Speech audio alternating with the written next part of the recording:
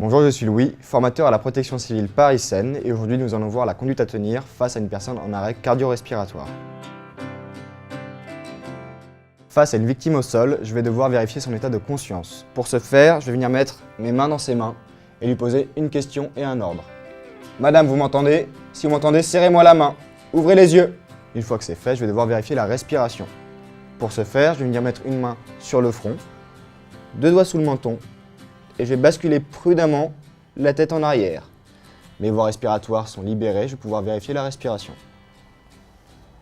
1, 2, 3, 4, 5, 6, 7, 8, 9, 10. Au bout de 10 secondes, ma victime ne respire pas. Je vais devoir appeler les secours et commencer un massage cardiaque. Ce qu'il faut retenir, c'est qu'un massage cardiaque ne s'arrête jamais. Assurez-vous que les secours aient bien été appelés avant de commencer quoi que ce soit. Si vous êtes en présence d'un témoin, vous allez lui demander d'appeler les secours et d'aller chercher un défibrillateur et pendant ce temps, vous allez commencer le massage cardiaque. Si vous êtes seul, vous allez devoir appeler les secours et s'il y a un défibrillateur dans votre champ visuel, vous allez le récupérer. Ce qu'il faut savoir, c'est qu'un massage cardiaque s'effectue toujours sur un plan dur. Si votre victime est dans un lit, vous allez devoir la mettre sur le sol. Un massage cardiaque doit toujours s'effectuer sur une poitrine nue. Je vais devoir dénuder la poitrine de ma victime.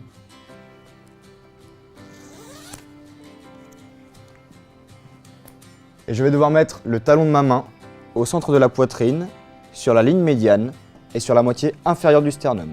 Je vais placer maintenant ma deuxième main par-dessus la première, mes doigts entrecroisés pour éviter de casser des côtes. Un massage cardiaque doit toujours se faire bras tendus et coudes verrouillés. Je vais devoir effectuer des compressions thoraciques d'une profondeur de 5 à 6 cm, à savoir que le temps de compression doit être égal au temps de relâchement. Et je vais devoir effectuer ces compressions 30 fois, à un rythme de 100 à 120 compressions par minute. Je vais devoir me placer au-dessus de ma victime pour avoir une pression verticale sur le cœur. Et j'effectue 30 compressions. 1, 2, 3, 4, 5, 6, 7, 8, 9, 10, 11, 12, 13, 15, 16,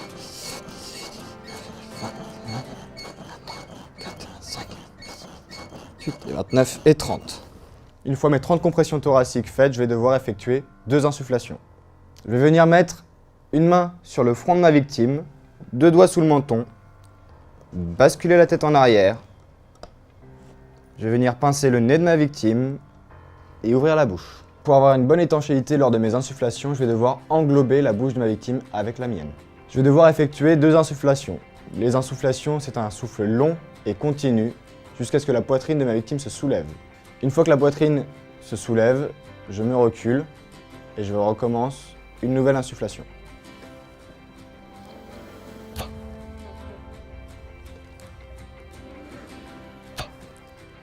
Une fois mes 2 insufflations effectuées, je vais pouvoir recommencer mes 30 compressions thoraciques. En gros, le massage cardiaque, c'est 30 compressions, 2 insufflations, 30 compressions, 2 insufflations, etc. jusqu'à l'arrivée des secours.